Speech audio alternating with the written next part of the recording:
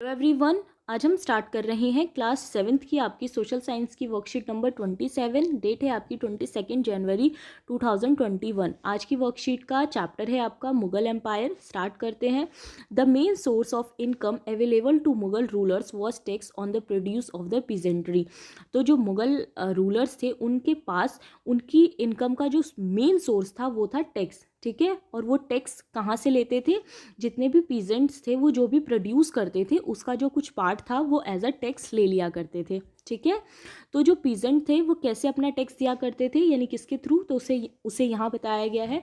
In most places, यानी ज़्यादातर places पे peasants paid taxes through the ruler elites, that is the headman और local chieftain. तो जितने भी पीजेंट थे वो लोग अपना टैक्स पे करते थे किसके थ्रू? रूलर एलाइट्स के थ्रू। इसके अलावा जो लोकल चीफ्टेन होते थे उनके थ्रू। ठीक है, आफ्टर डेट बताया गया है कि the Mughal used one term zamindars to describe all intermediates whatever they were, local headman और विलेज और पावरफुल। तो जितने भी मुगल रूलर थे वो लोग एक वर्ड यूज़ किया करते थे, ज़मींदार। ठीक है, किसके लिए ये वर्ड यूज़ किया करते थे? जो भी जो पीजेंट होते थे उनसे टैक्स वसूल करके किसको दिया करते थे? जो मुगल रूलर होते थे उनको दिया करते थे। ठीक है, जैसे ये ज़मींदार हो गए, और ज़मींदार किसानों से, यानी जो पीजेंट है उनसे टैक्स वसूल करेंगे और उसे किसे देंगे?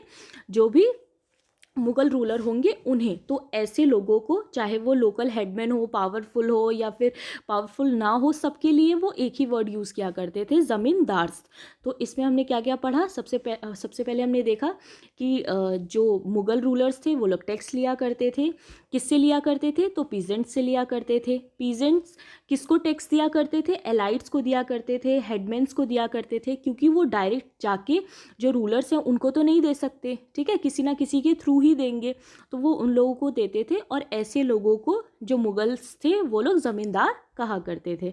ठीक है, उसके बाद है आपका कि अकबर्स रिवेन्यू मिनिस्टर। अकबर के एक रिवेन्यू मिनिस्टर थे जिनका नाम था Todarmal. Carried out a careful survey of crop yields price and areas cultivated for a year 10 year period 1570 to 1580। तो जो टोडरमल थे उन्होंने एक सर्वे किया था, जितनी भी क्रॉप्स थी, एरियाज था, प्राइजेस था, इन सब चीज़ों का। उसके बाद on the basis of this data tax was fixed on each crop in case. उसके बाद उन्होंने ईच क्रॉप, यानी सारे क्रॉप्स के अकॉर्डिंग इस डाटा के बेसिस पे उन्होंने टैक्स फिक्स कर दिया था कि किस एरिया से किस क्रॉप के लिए उनको कितना ज़्यादा टैक्स देना है। ठीक है, जो पीजेंट होंगे, जैसे एरिया फिक्स कर दिया कि इस एरिया के लोगों को इतना टैक्स देना होगा, इस एरिया के लोगों को इतना टैक्स देना होगा, जो उन्होंने सर्वे किया था उसके अकॉर्डिंग। ठीक है, after that, each provinces was divided into revenue circle which its own schedule of revenue rates for individual crops. तो हर एक क्रॉप के लिए वो अलग अलग तरह के टैक्स वसूला करते थे। The revenue system was known as zabt, और इसे किसके नाम से जाना जाता है? जब्त के नाम से जाना जाता है। ठीक है, जब्त सिस्टम क्या था? Zabt system was prevalent in those area where Mughal administrators could survey the land and keep very careful account. This was not possible in provinces such a Gujarat and Bengal. तो जब्त सिस्टम में क्या चीज़ें होती थी? जो मुगल एडमिनिस्ट्रेशन था वो क्या करता था? सबसे पहले सर्वे किया करता था और उसके बाद वो टैक्स डिसाइड करता था कि कौन से एरिया से कितना टैक्स लेना है। तो इस पॉइंट्स में हमने क्या क्या देखा कि टोडरमल थे जिन्होंने सर्वे किया था। ठीक है, और उसी के बेसिस पे उन्होंने टैक्स फिक्स किया था कि किस एरिया से कितना टैक्स लेना है। ठीक है, और जब्त क्या है? रेवेन्यू सिस्टम जो था, इसे ही हम जब्त के नाम से जानते हैं कि किस एरिया से किस क्रॉप के लिए कितना ज़्यादा टैक्स जो पीजेंट होंगे उनको देना पड़ेगा। जब्त सिस्टम हमने पढ़ा क्या था कि जब्त सिस्टम जो मुगल एम्पायर के जो भी रूलर्स हुआ करते थे उसके एडमिनिस्ट्रेशन में जितने भी लोग होते थे वो लोग सर्वे करते थे लैंड्स का, वहाँ की क्रॉप्स का, और उसके अकॉर्डिंग टैक्स फिक्स कर देते थे। ठीक है, उसके बाद है इन सम एरियाज कुछ एरियाज ऐसे थे जहाँ पे ज़मींदार exercised a great deal of power, जहाँ पे उनकी जो पावर होती थी ज़मींदार की वो मतलब बहुत ज़्यादा होती थी।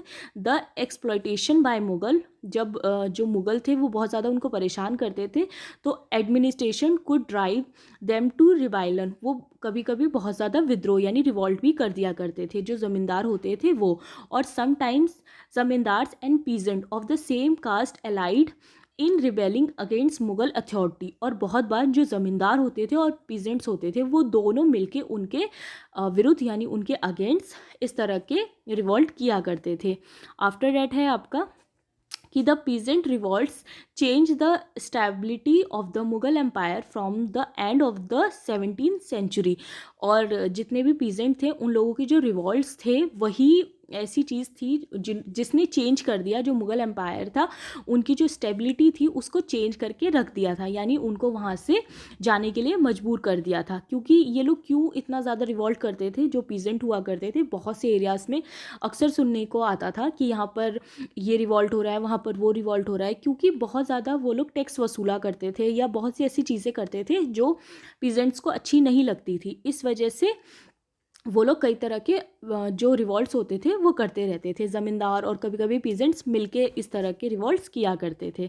ठीक है, उसके बाद आपके क्वेश्चन आंसर दिए गए हैं। जैसे फर्स्ट क्वेश्चन है what was the major source of Mughal income, तो इसका हमने अभी आंसर देखा, यहाँ से आप इसका आंसर लिख सकते हैं कि the main source of income available to Mughals rulers was tax on the produce of the peasantry. ठीक है, उनका मेन सोर्स क्या था, टैक्स था।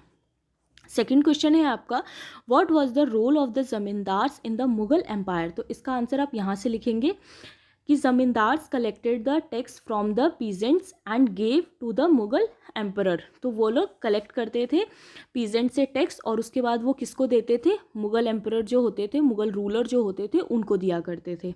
ठीक है, उसके बाद क्वेश्चन थर्ड है आपका what was the name of the revenue minister of Akbar, तो इसका आप आंसर यहाँ से लिखेंगे अकबर्स रेवेन्यू मिनिस्टर टोडरमल। ठीक है, कौन थे उनके रेवेन्यू मिनिस्टर, टोडरमल थे, तो ये आंसर हो गया आपका थर्ड।